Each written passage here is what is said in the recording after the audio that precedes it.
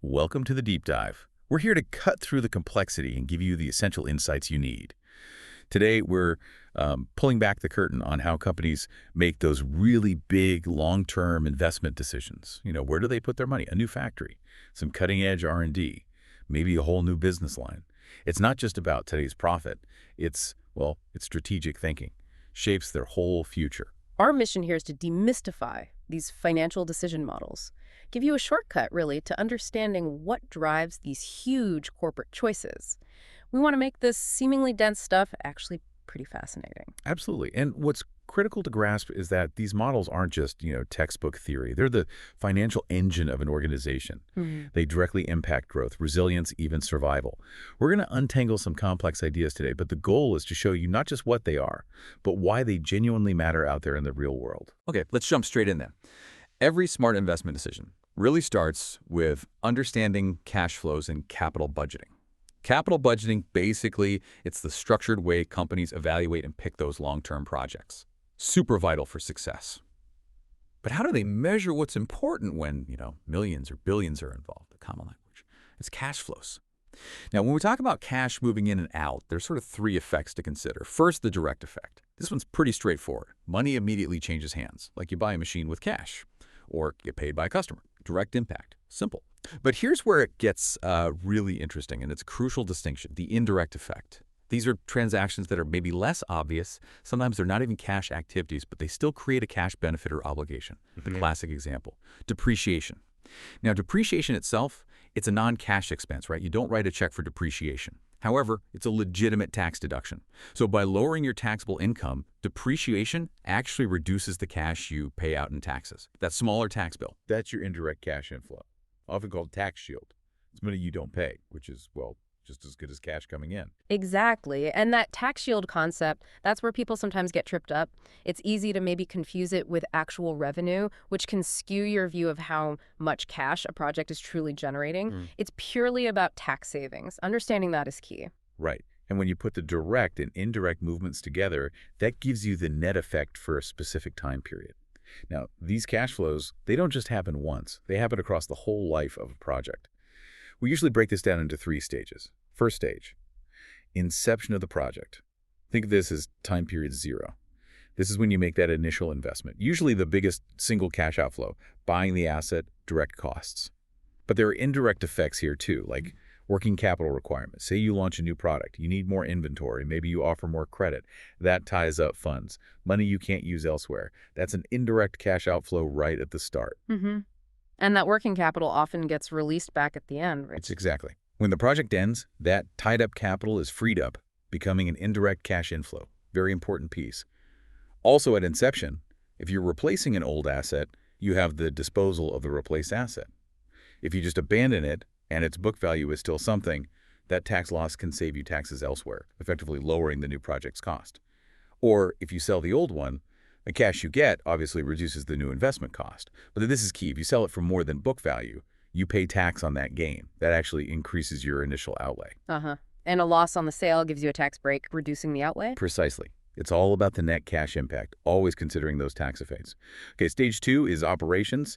This runs from year 1 up until the last year, basically. This is where the project does its thing, generating ongoing direct cash flows from sales or cost savings. Could be steady, like an annuity, could vary. And like we said, those depreciation tax shields keep providing those indirect cash benefits year after year during operations. Right, those ongoing tax savings. And finally, stage 3, disposal of the project, the final year. If you sell the asset, that's a direct cash inflow. Then you figure out the indirect effects, taxes on any gain or tax savings from a loss. You might also have direct costs here, like dismantling or severance pay. And crucially, remember that working capital we tied up at the start. It gets released now. That's usually a nice indirect cash inflow right at the end. So you've laid out these stages really clearly, but why? Why categorize them like this? Isn't cash just cash? That's a really good question. Why bother? It's absolutely critical because each stage inception, operations, disposal has unique financial implications. Different tax rules might apply, different cash management strategies. If you overlook something like those indirect effects or how working capital moves, it can seriously mess up your view of the project's profitability. You get a distorted picture. Okay, let's make this concrete with the Carlin Company example. Carlin's thinking about a new machine. Costs $425,000, but wait, there's more. $10K for shipping, $15 for installation, $6K for initial training. So at year zero, the real initial outflow isn't just $425K, it's $425,000 plus $10K plus $15 plus $6K. That adds up to a total initial outflow of $456,000. That's a direct upfront hit. Got it. All capitalized into the machine's cost. Right. Now let's look at a typical operational year, say years 1 through 5. This machine makes 4,000 units a year. Sells for $800, costs $750 in prime cost. That's $50 profit per unit. So 4,000 units times $50 gives $200,000 in net cash flow from sales. Carlin's tax rate is 40%. So $80,000 goes to taxes, $200K is by M40 cents. Then the depreciation tax shield. The total cost was $456,000, depreciated straight line over 5 years. That's $91,200 depreciation per year. Multiply that by the 40% tax rate and you get a $36,480 tax shield, an inflow. So for years 1 to 5, the net cash inflow is $200 sales minus $80K taxes plus $36,480 tax shield equals $156,480 each year. Okay, makes sense. Sales less tax plus the tax saving from depreciation. Exactly. Now the final year, year 6. The sales and taxes are the same, $200 K inflow, less $80 K tax outflow. But no depreciation in year 6, it's fully depreciated. However, they expect to sell it for a salvage value of $7,000. Since it's fully depreciated, that's all gain. Tax on that gain is 40%, so they keep 60%. $7,000 times 206 zeros for $2,200 net cash from salvage. Yeah. So total net inflow for year 6 is $200K minus $80K plus $4,200. That's $124,200. I see. So the components change a bit in that final year. They do. What does this all mean for Carlin? It means this kind of meticulous tracking is vital. A tiny mistake in a tax calculation, missing the working capital release, misjudging salvage value, any of these could swing a big project from looking great to being a money pit. The details really matter in forecasting cash flow. Okay, so we know how to calculate the cash flows. But how do we evaluate them, especially when they happen over time? That brings us to discounted cash flow, or DCF. The core idea of DCF is simple but powerful. Bring all those future cash flows back to what they're worth today. Their present value is built on the time value of money concept. A dollar today is worth more than a dollar tomorrow because you could invest it. Right, absolutely fundamental. The rate we use to discount those future dollars back is key. It often reflects the company's cost of capital or maybe the specific risk of that project. And, that idea of present value, it sounds simple, but it's what lets companies compare different investments fairly, puts everything in today's dollars. Without it, you're comparing future dollars from year 5 with dollars from year 2. It's apples and oranges. Present value makes it comparable. Exactly. And the undisputed champion, the gold standard of DCF methods for capital budgeting, that's net present value or NPV. This is really the compass for corporate investment. Its goal is to show the actual dollar amount of value a project creates over and above a minimum required return, the hurdle rate. Which management sets based on risk and cost of capital. Right? NPV is powerful because it gives you a concrete dollar figure. It's not just a percentage, not just how fast you get paid back. It directly measures how much value, in today's dollars, an investment adds to the company. Calculating NPV can be broken down pretty simply. 1, figure out all your after-tax cash flows for each period. Inflows, outflows, including those depreciation tax shields we talked about. 2, discount each of those cash flows back to its present value using the right discount factor for your hurdle rate. 3, add them all up. Sum all the present values, the final number. That's your net present value. Sounds straightforward enough when you break it down. Let's walk through the McLean Inc. example. McLean's looking at a new machine. Costs $150,000. It's got a 3-year life. Expected to save $85,000 a year in operating costs. Their tax rate is 40%, and their hurdle rate, their minimum acceptable return, is 16%. Okay, first, the annual depreciation shield. These an accelerated method. 30% depreciation in year 1, 40% in year 2, 30% in year 3. So for years 1 and 3. Depreciation is $150,000 times 30%, which is $45,000. The tax shield is that $45,000 times the 40% tax rate. That's $18,000. Cash inflow, because it's tax saved. Got it. $18K shield in years 1 and 3. And for year 2, depreciation is $150,000 times 40%, so $60,000. The tax shield is $60,000 times 40%. That's $24,000. Okay, 24K shield in year 2. Next, the annual savings. $85,000 per year saved. After tax, that's $85,000 times 1 minus 0.4 euro tax rate. So $51,000 in actual cash inflow each year for 3 years. Okay, 51K inflow from savings each year. And last piece, salvage value inflow. End of year 3, they expect to sell it for $10,000. Since it's fully depreciated by then, that whole 10K is a gain. After the 40% tax, the cash inflow is $10,000 times 1 minus 0.40. That's $6,000. Right, 6 times net cash from selling it. Now let's build the net present value schedule. Year 0, initial cost outflow of $150,000. Year 1, we have the $18,000 tax shield plus the $51,000 savings, total $69,000. Discount that back at 16%. The present value factor is 0.862. So $69,000 times 0.862 gives $59,478. Okay. Year 2, the $24,000 tax shield plus $51,000 savings, total $75,000. Discount factor at 16% for year 2 is 0.743. So $75,000 times 0.743 is $55,725. Year 3, we've got the $18,000 tax shield, $51,000 savings, and the $6,000 salvage value. Total $75,000 again. Discount factor for year 3 at 16% is 0.641. So $75,725 plus $48,075. Right. Final net present value for McLean's project is $13,278. Positive number. So what does that positive $13,278 actually signify? It means this project is expected to generate $13,278 more value, in today's dollars, than McLean's minimum requirement of a 16% return. It's creating wealth. If that NPV was negative, even if it looked profitable on the surface, it would actually be destroying value relative to their hurdle rate. So, positive NPV. Accept, negative, reject, 0. Management's indifferent, theoretically. That makes sense. It's a clear decision rule. And a big advantage of NPV is its flexibility. It can handle different discount rates in different years if, say, risk changes over the project's life. That makes it superior to some other methods in complex cases. Plus, you can adjust that hurdle rate itself for things like higher risk or expected inflation. A higher rate makes the PV of future cash flows smaller, making it harder for projects to get approved. Good point. And what about projects that are like non-optional, safety upgrades or something? Right. For those qualitative or non-optional investments, you might just use the company's after-tax cost of borrowing as the discount rate. The focus shifts slightly. Okay, this NPV approach sounds great when you have enough money for every good project. But what if you don't? What if a company has, say, 5 projects, all with positive NPVs, but only enough cash for maybe 3 of them? That's capital rationing. Really common scenario. Yeah, happens all the time. Unlimited capital is usually a fantasy. So when funds are tight, how do managers pick the best mix of projects? How do they get the most value out of their limited budget? The tool for this is the profitability index, or PI. It's a pretty simple ratio. Present value of the net future cash inflows divided by the initial investment cost. It basically tells you the present value return per dollar invested. You want the highest PI. It's about maximizing the bang for your buck, essentially. If a project has a positive NPV, its PI will usually be greater than 1.0. Exactly. The higher the index, the more attractive the project is when you're rationing capital. What's really useful here is how the PI lets companies rank projects objectively. It ensures they squeeze the absolute maximum total NPV out of their limited funds. It's like portfolio optimization for projects. Let's look at Beeman Enterprises to see this work. Beeman has $50,000 to invest. 5 potential projects, A, B, C, D, E. We know their initial costs and the PV of their future inflows. First, calculate the profitability index for each one. Just divide PV of inflows by the initial cost. Project A, 25K PV, 16K cost equals 1.5625. Project B, 7K, 4K equals $1.75.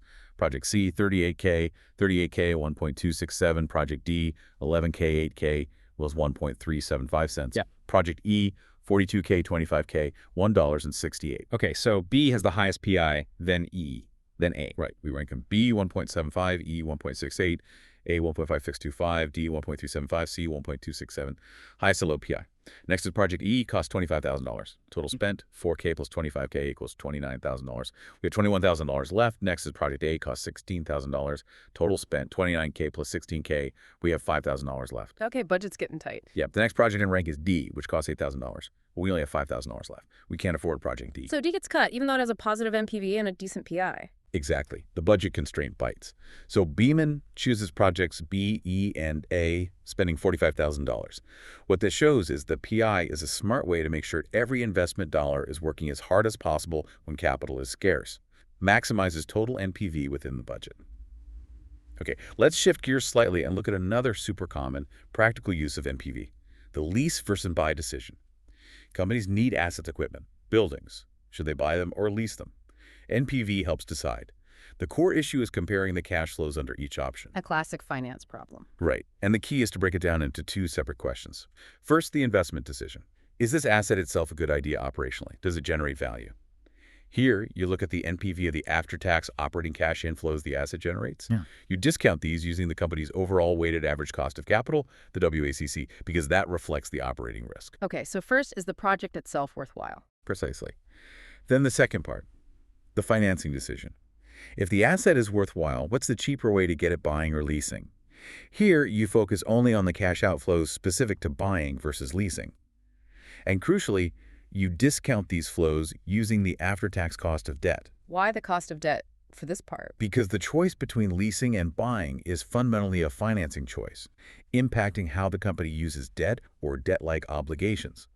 It's not directly related to the operating risk captured by WACC. Oh, I see. Different risks, different discount rate. Exactly. You compare the NPV of the costs for buying, purchase price minus PV of tax shields and salvage, versus the MDV of the cost for leasing, PV of after-tax lease payments. You pick the financing option with the lowest NPV of cost. So why split them? Why not just bundle it all together? It's a great question. Separating them gives much clearer insight. An asset might be a fantastic operational investment, generate huge positive cash flow, but the financing terms could be terrible, making the whole deal unattractive, or vice versa.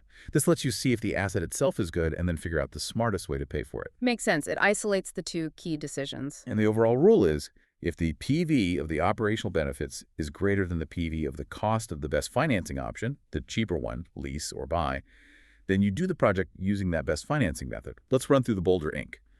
example. Boulder needs a machine, costs $200,000 to buy. It'll generate $150,000 in operating cash inflows each year for 2 years. Tax rate 30%, WACC is 9%. They can borrow at 10% to buy it or lease it for $92,500 a year, paid at the start of each year. First, the operational benefit. Is the machine itself worthwhile? Annual operating inflow is $150K. After 30% tax, that's $150K to $130. This happens for 2 years. We discounted at the 9% WAC using the annuity factor, 1.759. So $105,000, 1.759 equals $184,695. That's the value the machine brings operationally. Okay, so the machine itself generates significant value. Yes. Now, the financing decision, which is cheaper, buy or lease. We need the after-tax cost of debt. Borrowing rate is 10%, tax rate is 30%. So 10%, 1.30 equals 7%.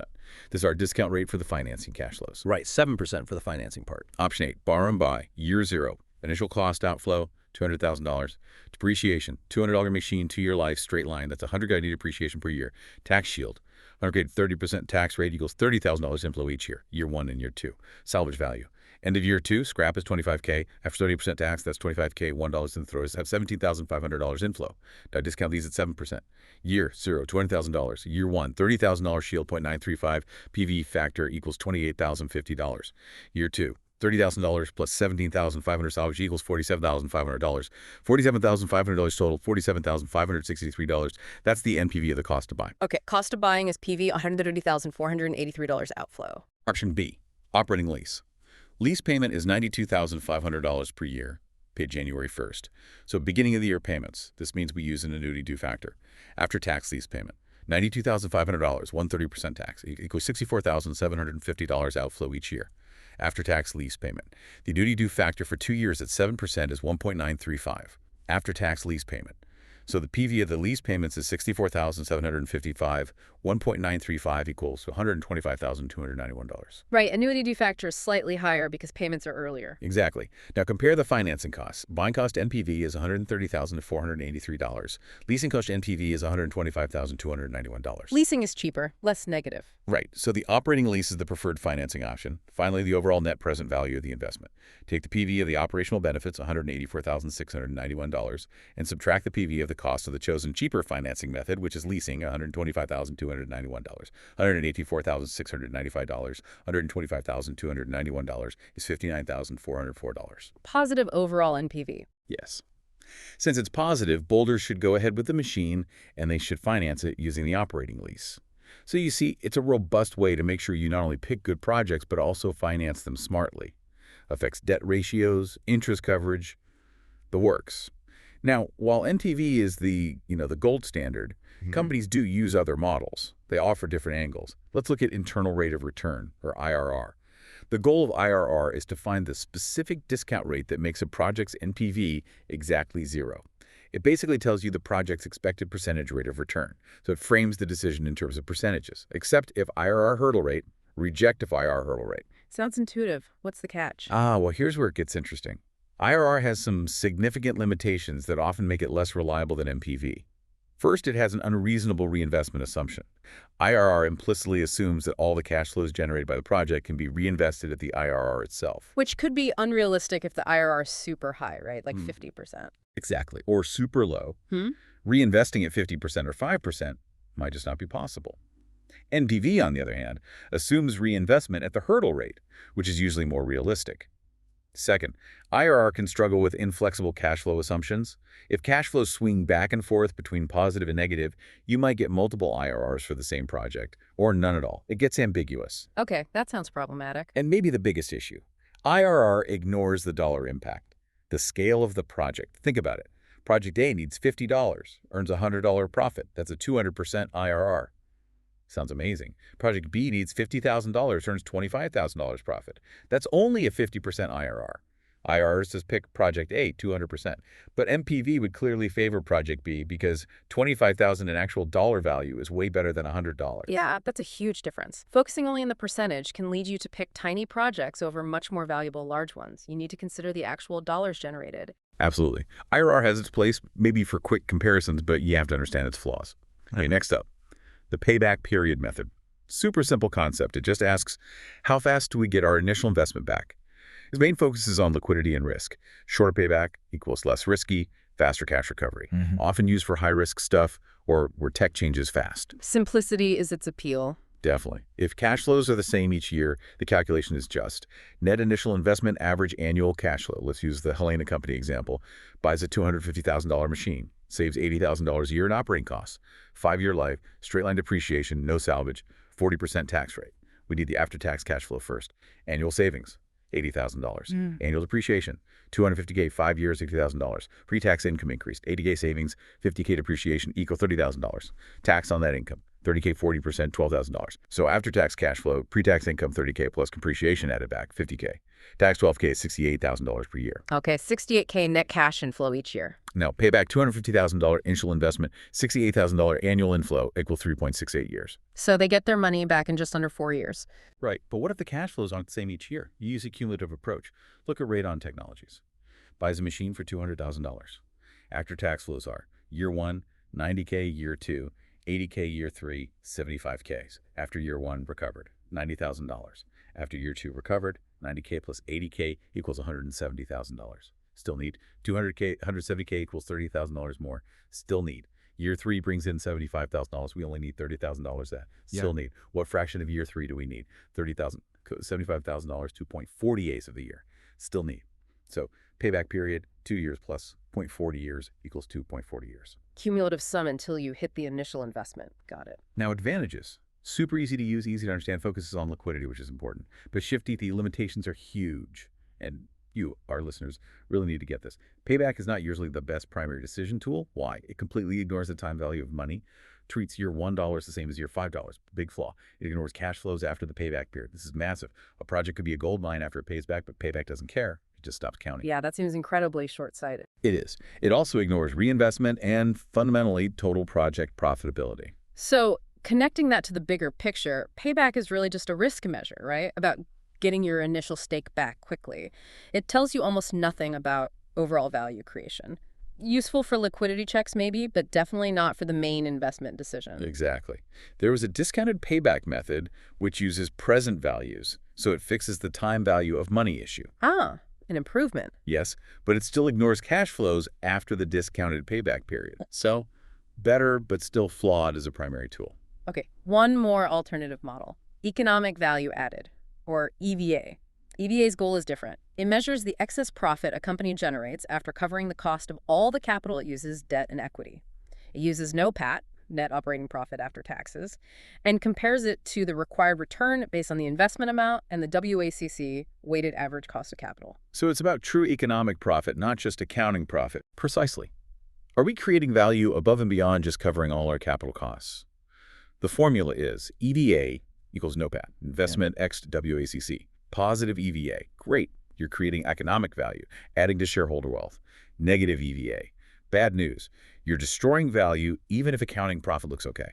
And companies can adjust the inputs, right? Like for R&D. Yes, they often make adjustments to NOPAT and investment like capitalizing R&D, adjusting for certain reserves to get a truer picture of economic performance.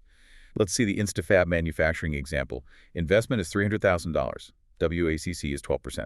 NOPAT is $50,000. Required return.